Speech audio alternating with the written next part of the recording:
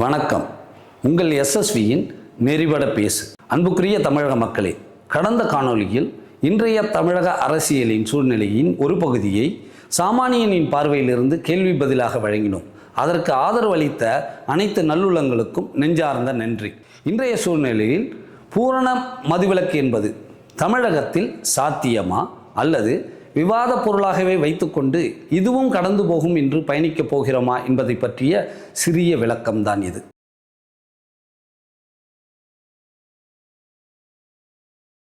பல குடும்பங்களின் வருமானங்கள், தனிநபர் நலம், குடும்ப உறவுகள், அவற்றின் நலன்கள், சட்டம் ஒழுங்கு என்று பல விஷயங்களில் இந்த மதுபானம் என்பது மிகப்பெரிய பாதிப்பை ஏற்படுத்தி மக்களின் வாழ்வியல் சூழலையே மடைமாற்றம் செய்கின்ற ஒரு எதிர் விளைவை ஏற்படுத்துகிறது என்ற குரல்கள் எங்கும் எதிரொலித்து கொண்டிருக்கின்றன.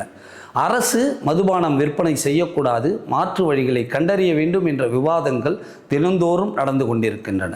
இந்த சூழலில் பூரண மதுவிலக்கு என்பது தமிழகத்தில் சாத்தியமா? அதை எவ்வாறு அமல்படுத்துவது? அதற்கான வாய்ப்புகள் எவ்வாறு உள்ளது என்று ஒரு சாமானியனின் சாதாரண மனநிலையிலிருந்து உங்களுடன் பகிர்ந்து கொள்ள விரும்புகிறேன்.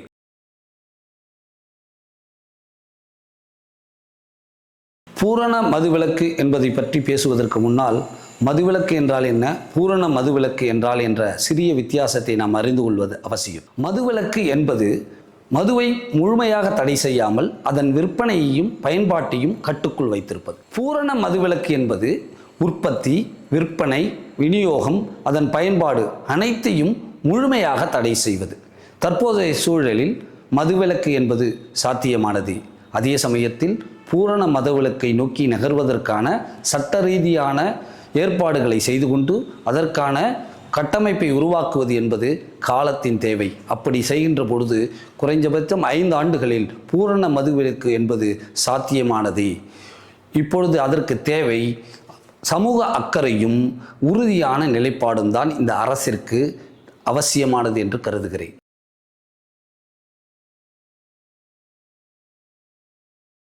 பூரண மதுவிலக்கு என்பதை பற்றி பேசுவதற்கு முன்னால் மதுபான விற்பனைக்கு ஒரு அங்கமான டாஸ்மாக் நிறுவனத்தை பற்றியும் தெரிந்து கொள்ள வேண்டியது மிக மிக அவசியம். 1980-90களில் தொடங்கப்பட்ட டாஸ்மாக் நிறுவனம் முதலில் தனியார் விற்பனை நிலையங்களுக்கு மொத்தமாக மதுவை விற்பனை செய்யும் ஒரு நிறுவனமாகவே இயங்கி வந்தது. 2003-2004 காலகட்டத்தில் இந்த நிறுவனம் நேரடியாக சில்லறை விற்பனையில் இறங்கியது. கிட்டத்தட்ட ஒரு 5000 கடைகளை உருவாக்கி இந்த சில்லறை விற்பனையானது தொடங்கப்பட்டது.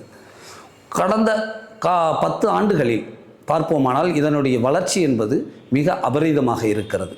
ஆரம்பத்தில் 5000 கடைகளுடன் துவங்கப்பட்ட டாஸ்மாக் நிறுவனம் ஒரு கட்டத்தில் 6800 கடைகள் வரை சென்றிருக்கிறது. அப்படி பார்க்கும் பொழுது அதன் வருமானம் ஆரம்பத்தில் 3500 கோடி ரூபாயாக இருந்தது 2003-2004 காலகட்டத்தில். அடுத்த ஒரு ஆண்டிலேயே அதன் வருமானம் இரட்டிப்பாகி 7000 கோடியை தொடுகிறது. ஆண்டுக்காண்டு அதன் வருமானம் பெருகி கொண்டே வந்து 10,000 கோடி, 15,000 கோடி, 25,000 கோடி, 35,000 கோடி என்று இன்று கடந்த 24-25ஆம் ஆண்டில் 48,000 கோடி வருமானத்தை ஈட்டுகிறது. அப்படியானால் அதனுடைய வருமானம் என்பது கிட்டத்தட்ட 90-95% உயர்ந்துள்ளது. ஆனால் கடை குறைப்பு என்கின்ற நடவடிக்கை, அரசின் நடவடிக்கைகள் 35% நடந்திருக்கிறது. இது இரண்டும் ஒன்றுக்கொன்று முரண்பட்ட விஷயங்களாகவே இருக்கின்றன. இதிலிருந்து நாம் தெரிந்து கொள்ள வேண்டியது 2 விஷயங்கள். கடை குறைப்பு என்று வருகின்ற பொழுது அது என் நோக்கத்தின் பலனை தரவில்லை.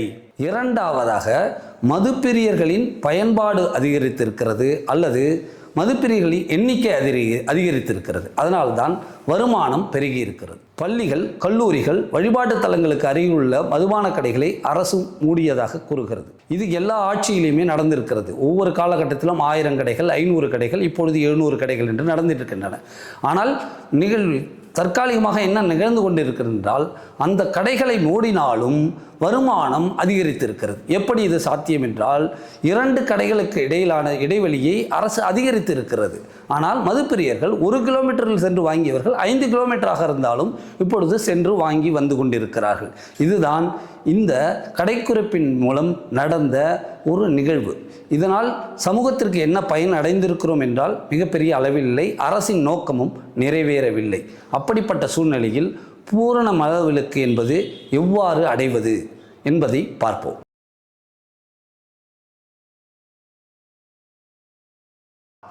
பூரண மதுவிலக்கு என்பது சட்டத்தால் மட்டுமே ஏற்றக்கூடியது அல்ல. விழிப்புணர்வு, கல்வி, வாழ்வாதார வாய்ப்புகள் என்று நிலைநிறுத்தப்பட வேண்டிய சமூக மாற்றங்களின் ஒரு அங்கமாகவே இருக்கிறது.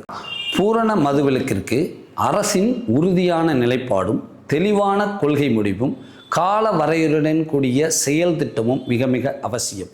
கடையடைப்பு அல்லது கடை குறைப்பு என்கின்ற திட்டங்கள் மட்டுமே பலன் தராது. அதே போல மக்களுடைய மனநிலையிலும் மிகப்பெரிய மாற்றம் தேவை. கடை குறைப்பு என்று அரசு அறிவிக்கின்ற பொழுது ஏற்படுகின்ற ஆர்ப்பரிப்பு தற்காலிகமானது தான்.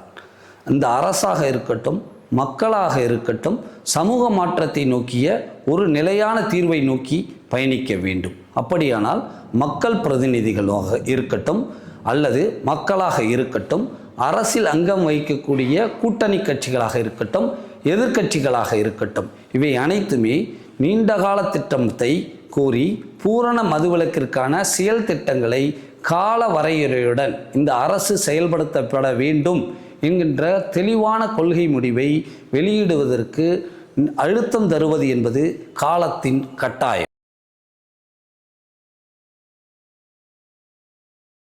ஊராட்சி, பேரூராட்சி, நகராட்சி, மாநகராட்சி என்று எல்லா பகுதிகளிலும் மருத்துவர்கள் மற்றும் மனநல ஆலோசகர்கள் கொண்ட குழுவை அமைத்து டி அடிக்ஷன் சென்டர்களை ஏற்படுத்தி மிக விரைவாக இதற்கான விழிப்புணர்வு பிரச்சாரங்கள், இலவச மருத்துவ சிகிச்சைகள், கவுன்சிலிங் போன்றவற்றை அரசு தொடர்ச்சியாக செயல்படுத்த வேண்டும்.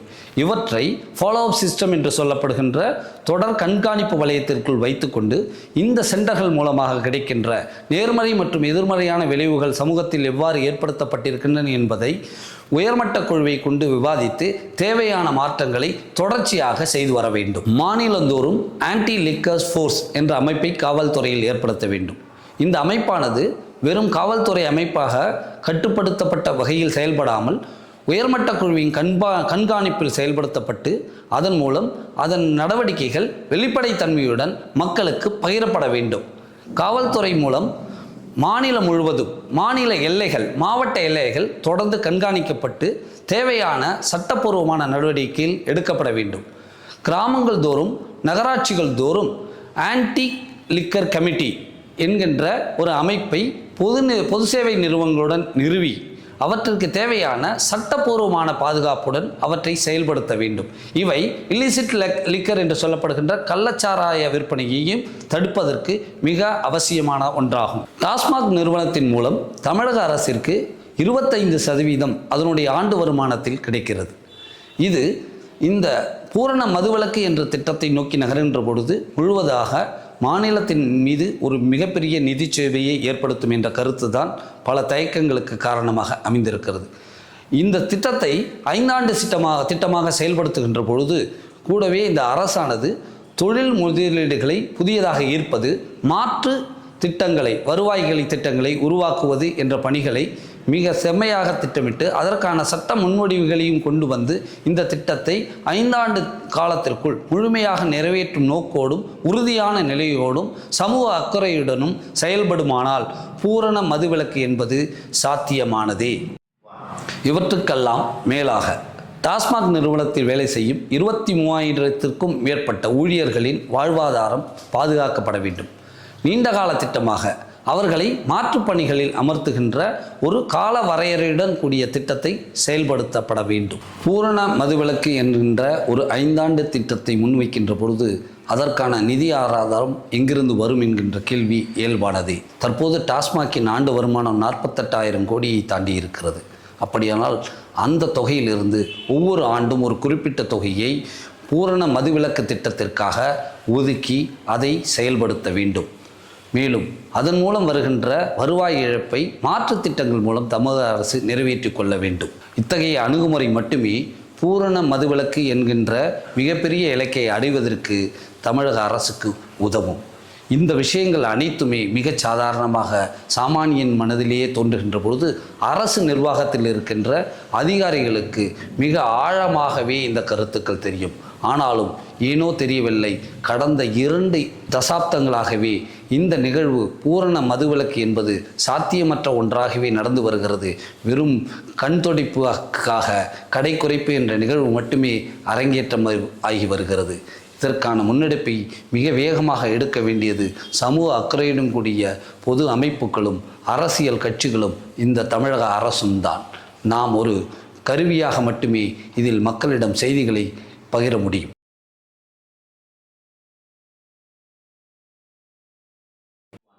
அன்புக்குரிய தமிழக மக்களே, எண்ணங்கள் எவ்வளவு உயர்ந்ததாக இருந்தாலும் அது செயல்பாடாக மாறாத வரையில் கனவாகவே இருக்கும்.